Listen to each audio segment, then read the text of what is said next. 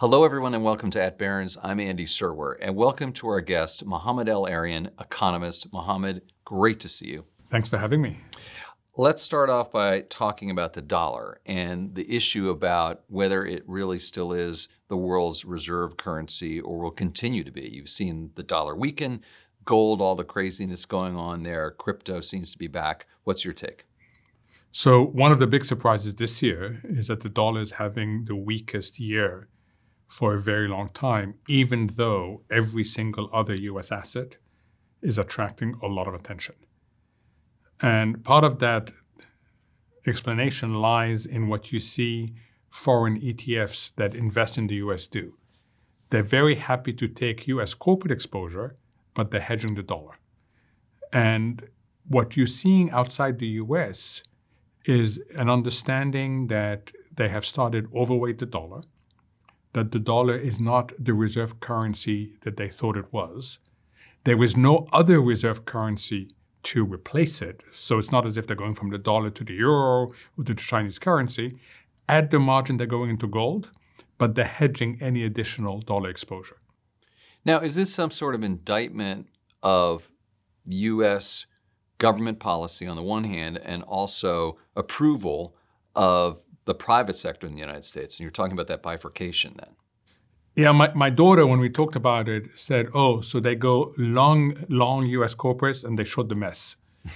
And yes, they are shorting things that is taking them time to understand.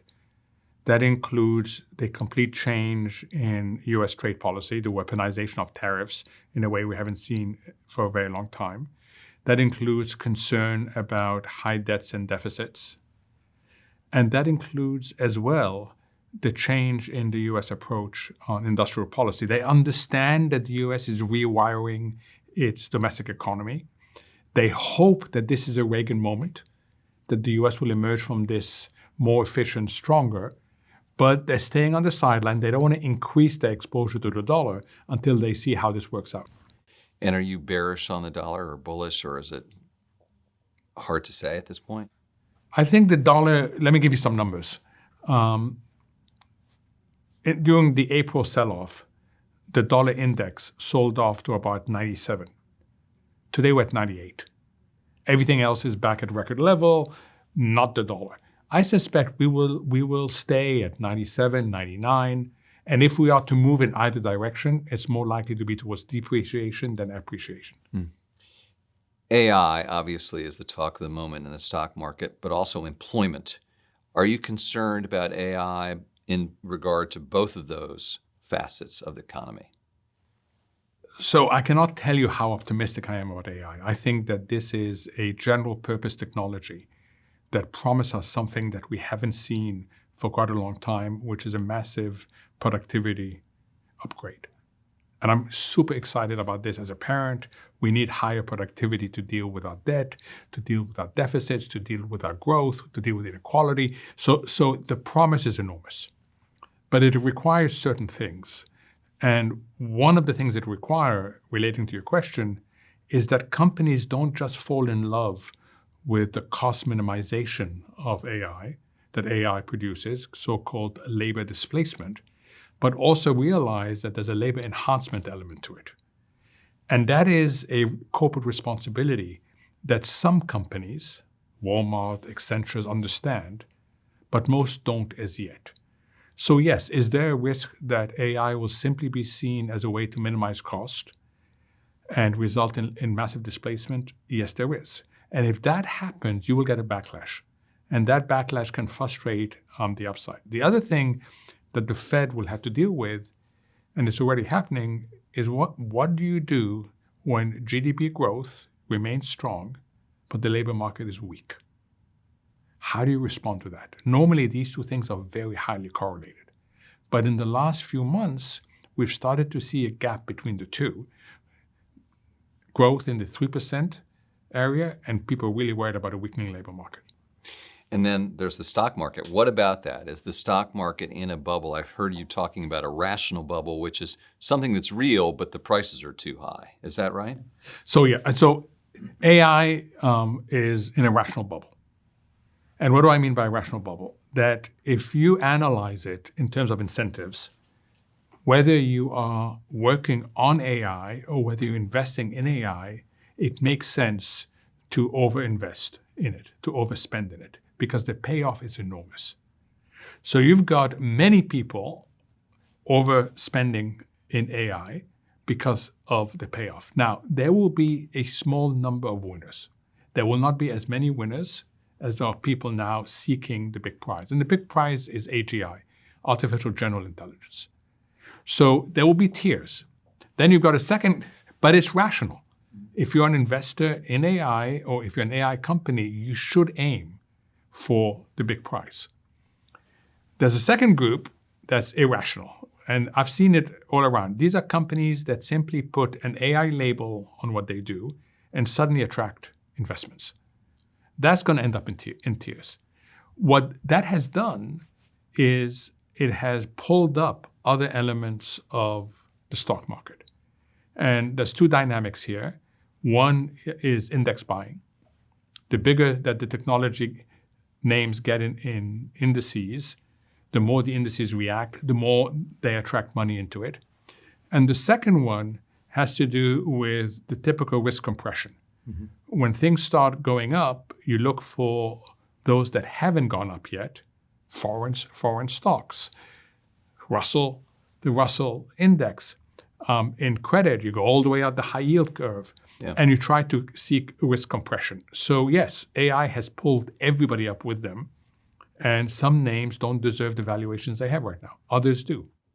Getting back to this paradox of strong GDP, but perhaps weakening employment, would you say then, Mohamed, that the economy is strengthening or weakening?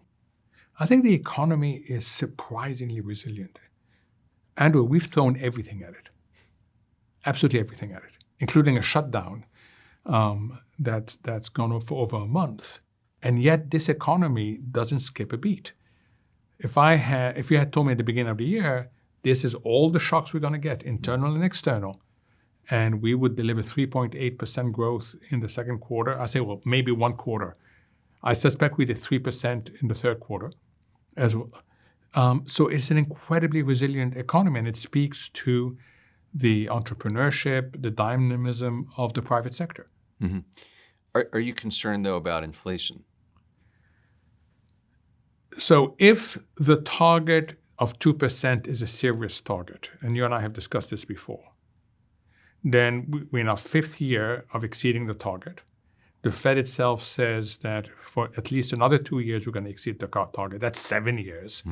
Yes, I would be really concerned, but I don't believe 2% is the right target for an economy that's going through such fundamental structural change.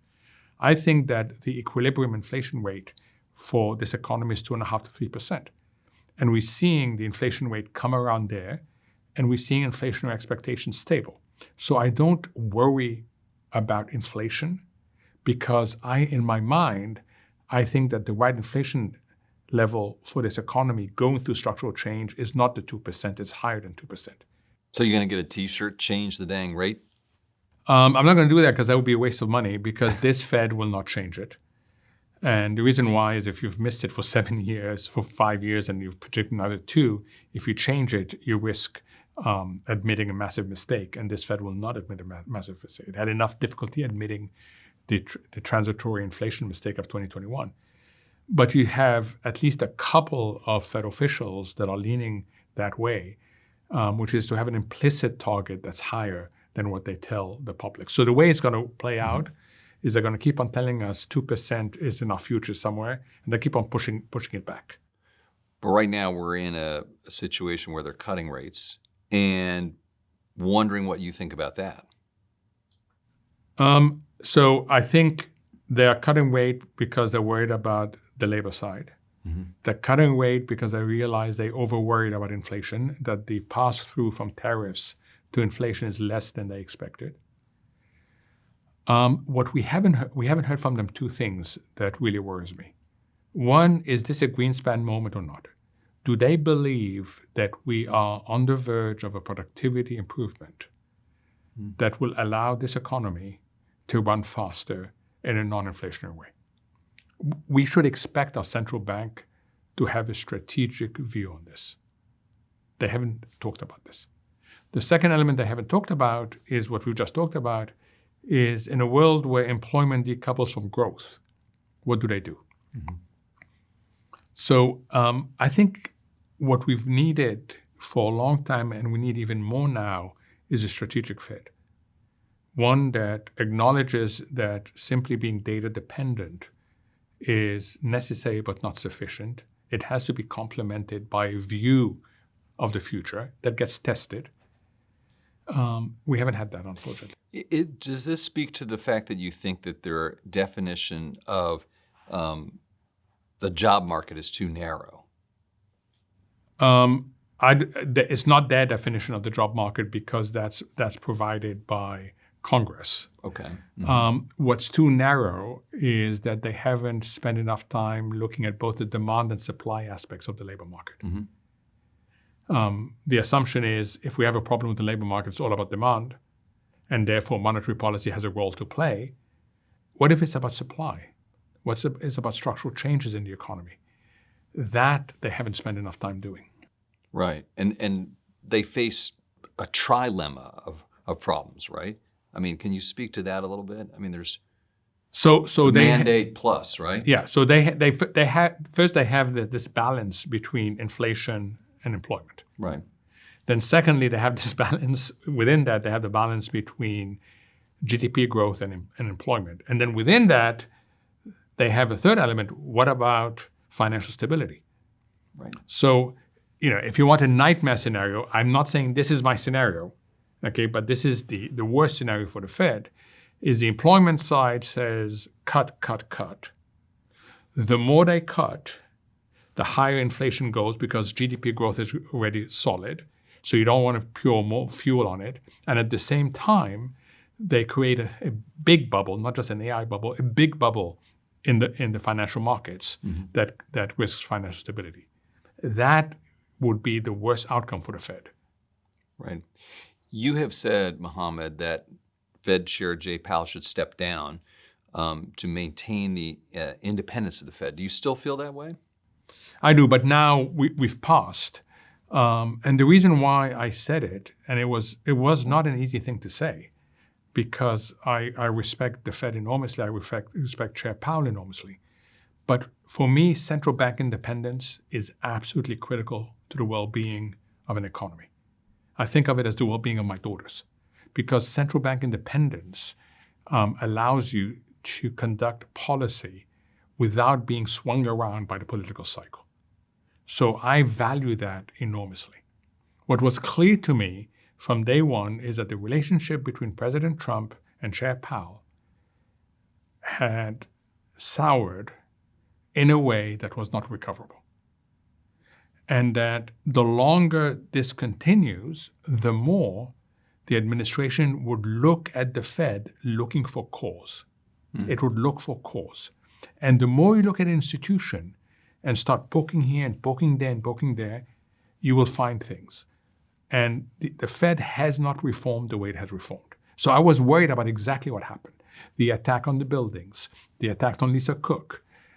Having said that, one positive thing has come out is that the Fed itself now, Fed officials themselves now realize that they need to self-reform.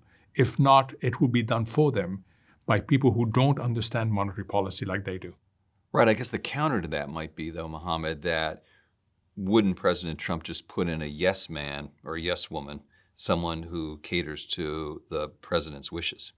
So that could happen anyway because Chair Powell's term was going to end in May. It's not as if Chair Powell was here for 3 more years. But again, what has surprised a lot of people is that the 5 finalists are very credible central bankers. I don't think you have among the 5 people who don't have expertise, people who don't have experience. Now, how they will behave is something we'll all have to find out, but they are incredibly credible candidates. You're back in the United States now after some time in the UK. What about you? Would you like to be the Fed chair? I'm not among the 5, but I have views on the 5 on there. And I think whatever comes out, The test is going to be how to proceed. But I'm pretty confident that the next chair of the Fed is going to be a very responsible chair. Do you have a favorite, or do you have someone who you think is maybe the best candidate? So of the ones I know well, I have a lot of regard for Kevin Walsh. I have a lot of regard for Rick Rieder. I think both of them would make excellent Fed chairs. Chris Waller has certainly impressed, and he has been willing to think out of the box, which is important to have someone who's willing to think out of the box in a world in which we're seeing a lot of changes. You know, it's a very bad situation to be in to have a Fed that's highly data dependent, because that's a Fed that looks at the rearview mirror. That's interesting, because oftentimes people say you need to be data dependent, full stop. But actually the world doesn't quite work that way, does it? I mean, think of how absurd that statement is, Andy. A lot of people say it, though. Monetary policy acts with long and variable lags. That's what we learn. Data captures the past. So you're telling me that I'm setting policy for some outcome in the future based on data of the past. Unless I complement that with some strategic view of where we're going, I am going to be continuously late. And I think that we've seen the Fed continuously late. They were so late in responding to the inflation surge of 2021. It is a miracle that we didn't fall into recession. I remember Chair Powell in August of 2022 warning about pain. I remember Bloomberg going with a headline, 100% probability of recession, 100% in 2023, and that didn't happen. Well, they call that driving while looking in the rearview mirror. Correct. Right. On a curvy road. I want to ask you a little bit about trade policy.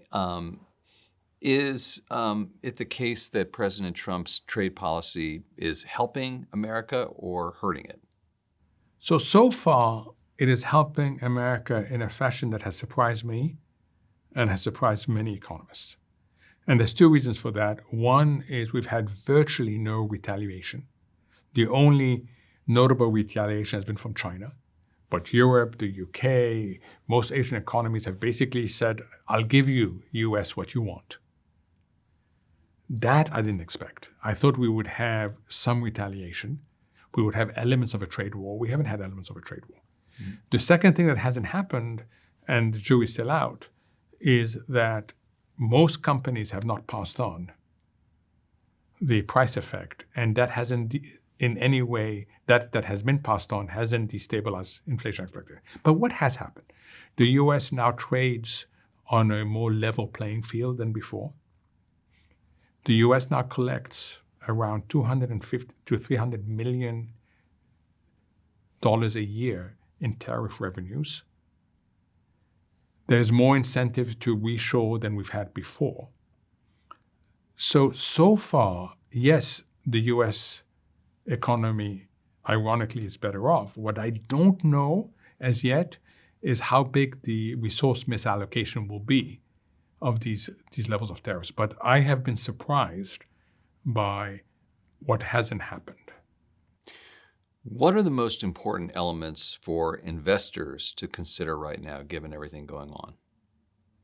That this is a world in which the macro is so fluid because we are in a world of geoeconomics. Of what economics? Geoeconomics. Mm-hmm. So geoeconomics is one of the fastest growing aspects of economics. It is also being reflected in corporate America, where chief geopolitical officers has become a job. Mm. And what it basically tells you is for a very long time, economics was driving the bus. We had an agreement on domestic policies, the so-called Washington Consensus, and we had agreement on international policy, globalization. And national security and domestic politics and geopolitics were all sitting in the back seat. Now, economics is lucky to be in the back seat, and the decisions on economic policy are being made according to national security, geopolitics, and domestic politics. And what the markets and investors and businesses have to realize is that economic outcomes will have less to do with economic logic and commercial logic than they'll do with these other things. For example, if the administration decides to take ownership in a company, it completely changes that company. It completely changes. And its competitors. And totally, the landscape completely changes. Suddenly, this company has a lot more partners, and its competitors are worse off. Similarly, if suddenly there's a tariff imposed on an ally, like the Canada tariff recently, and you've friendshore, because that's what you thought was safe, you're now looking at a different world. So politics and geopolitics and national security have to enter into decisions in a way that hasn't been the case for a very long time. And private markets for retail investors, quick follow-up, what are your thoughts there? A little bit nervous. These are very different markets. There's much less transparency. There's way too much money being thrown at it. When Jamie Dimon came up with the word cockroaches, I agreed with him in the sense that we're going to see quite a few cases of bad lending, bad due diligence, fraud. They're not termites. And the difference is termites eat away at your foundation. They eat away at the asset class as a whole. They eat away at financial stability. Okay, we're not in a world of termites, but I do think Jamie Dimon is right that we are in a world of cockroaches. And people have to simply realize that we will see quite a few credit accidents because of the amount of money that has been thrown at this asset class. There's a lot of bugs around here. There's a lot. Right? And I want to just ask you about China. Are we doing the right thing in engaging with them the way that we are? So define the way that we are, because 1 week we're escalating, 1 week we're de-escalating. That's the way we are. I think we should continue on this roller coaster as long as we're doing two things. One is that we are reducing our vulnerability to China on the supply chains, on markets, on everything else. And two is we're making sure that we're building alliances around China. Because I do not believe that any period of de-escalation is durable. I think it's tactical de-escalation with a view to achieving a short-term objective. It's not strategic de-escalation. And final question, Mohamed, and I think this is an important one. As a data-driven and strategic economist, how do you square that with the fact that you root for the New York Jets, which is arguably the worst football team? In fact, it's not arguable. They are the worst football team in the NFL over the past decade. How do you square those two things? I thought we were friends. I'm just asking a question, sir. The same way I square it with my support of the Mets, the same way I square it for those who know English football with my support of Queen's Park Rangers, a terrible team. It's the L world, loyalty. So I fell in love with the Mets and the Jets in 1969. It was a pretty special year. And what has happened to me since was captured by a video that went viral after the Jets lost the 7th game of a 12-year-old kid saying, "I hate this team, but I was born into it." Clearly, he was born into a Jets family. And you could see the pain that he had suffered from watching another awful performance. It's loyalty, Andy. And that's why I remain a Jets fan. And I hope, the more interesting question is, why do I hope? Why haven't I learned that they are going to crush me virtually every single week? Why is that? I don't know. I need a psychiatrist for that. All right. We'll explore that maybe next time you visit with us. Mohamed El-Erian, thank you so much for your time. Thanks for having me. This is at Barrons. I'm Andy Serwer. We'll catch you next time.